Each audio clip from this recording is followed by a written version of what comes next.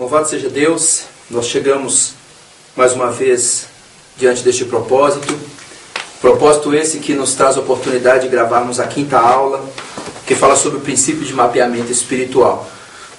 Nós entendemos que neste ponto, deste curso de batalha espiritual e libertação, você já entendeu que sem discernimento espiritual, que sem sentidos espirituais libertos ou em processo de libertação, fica difícil continuar.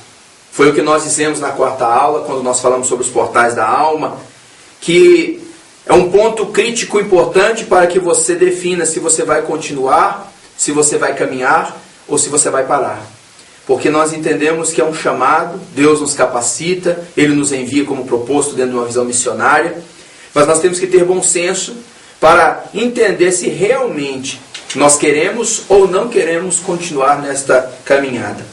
Visto que se aqui chegamos, foi pela vontade e permissão de Deus, cabe a nós produzir o material, cabe a nós ministrar as aulas e que cada um receba do Espírito Santo aquilo que é proposta dele mesmo na sua vida. Mas nesse ponto, e na introdução desta quinta aula que fala sobre o princípio de mapeamento espiritual, nós, em todas as oportunidades, nós fazemos a seguinte pergunta: você enxerga espiritualmente? Se a aula propõe mapeamento espiritual, como mapear alguma coisa que você não enxerga? E como discernir alguma coisa que você não tem visão sobre ela? O apóstolo Paulo nos dá uma elucidação, onde ele diz que coisas da carne se discernem com a carne, e coisas do Espírito se discernem com o Espírito. Se nós estivéssemos propondo aqui mapeamento natural, com certeza os nossos olhos naturais, os nossos sentidos de percepção natural seriam as ferramentas ideais para o desenvolvimento desse trabalho. Mas o que nós estamos propondo é o mapeamento espiritual. E se nós ainda não temos discernimento espiritual, como empreender alguma coisa no campo invisível da razão, com certeza você deve estar se fazendo a pergunta: mas o ministrador, aquele que idealizou este curso, ele enxerga? Olha, o termo enxergar, nesse contexto desta aula, já se torna relativo. Agora, o termo real é discernir, é testificar se é o espírito de homem, se é o Espírito Santo ou se é o espírito maligno. Discernimento de espíritos, um grande talento e um talento precioso para a vida daqueles que empreendem batalha espiritual. Mas a batalha espiritual, dentro desse contexto de mapeamento, ela tem um alvo específico, porque nós estamos aí caminhando para o meio deste curso, que são 12 aulas. Nós estamos num ponto de olharmos não mais para o indivíduo, porque nas primeiras 4 aulas, no primeiro módulo, nós tratamos da alma do homem, do ser. Falamos dos seus sentidos naturais, dos seus sentidos espirituais, falamos do poder latente da alma e falamos dos portais da alma, para centralizar no indivíduo esse processo primeiro de libertação e de cura. Para a partir daí, projetar esse indivíduo inserido em um ministério, em uma igreja. Aí agora, nesta quinta aula, ou seja, no início do segundo módulo, nós partimos para esta análise crítica do ministério, da igreja.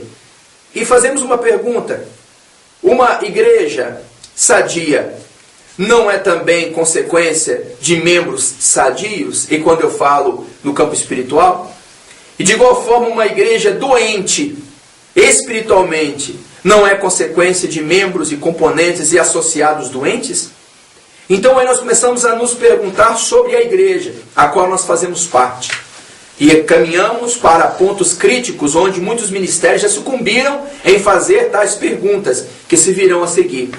Mas dentro do mapeamento espiritual, a princípio nós não olhamos para dentro da igreja, e sim para onde a igreja está situada. O bairro, a rua, a esquina, o quarteirão. Qual a finalidade desta igreja inserida nesse lugar, nessa comunidade? Porque seria difícil conceber que existisse casualidade na sua igreja. Ela está ali porque o aluguel é mais barato, porque o imóvel é mais confortável. Ela está ali porque foi ali que vocês conseguiram recursos para estar. Ou a igreja está situada espiritualmente dentro de um propósito específico de Deus. Ela ali está para fazer cumprir o seu papel. Papel esse que diz a palavra que as portas do inferno não prevalecerão contra a minha igreja. E se nós temos por fé e por princípio dizer que aqueles que anunciam o nome santo de Jesus Cristo, aqueles que têm como finalidade a divulgação do Evangelho de Cristo, são membros deste corpo, o que este corpo, ou o que este membro deste corpo está fazendo nessa localidade? Quem são os seus vizinhos? Quem são os seus inimigos imediatos? Com que tipo de demônios, territoriais, com que tipo de espíritos malignos você está lidando no recinto, na localidade desta igreja? É muito interessante porque quando nós trazemos ainda para o contexto pessoal, imagine, como que uma pessoa, por exemplo, que está numa cidade dos Estados Unidos, vai mandar uma carta para você? Ele precisa de algumas informações, ele precisa do seu nome, ele precisa do nome da sua rua, ele precisa do nome do bairro onde você mora, ele precisa do número da sua casa e ele precisa do CEP, do Código de Endereçamento Postal. Com essas informações, correspondências podem ser trocadas em todos os lugares, em todas as partes do planeta. Elas chegarão até as suas mãos e aquelas que você enviar também chegarão nas mãos do seu destinatário. Mas e a igreja? A igreja também, ela, antes de qualquer coisa, ela é uma instituição. Normalmente ela tem um registro, um estatuto, ela tem um CNPJ, ela tem uma referência comercial onde ela está situada.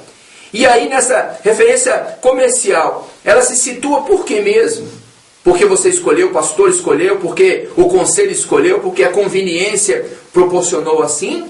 Ou porque Deus tem uma finalidade de resistência, de batalha, de luta, convergindo as forças da característica deste ministério contra a força do inferno, contra espíritos malignos que atuam nas famílias, nas casas, que atuam nas encruzilhadas que já foram consagradas a Satanás, e ali muitas vezes a igreja faz parte deste ambiente espiritual e não se dá conta dele.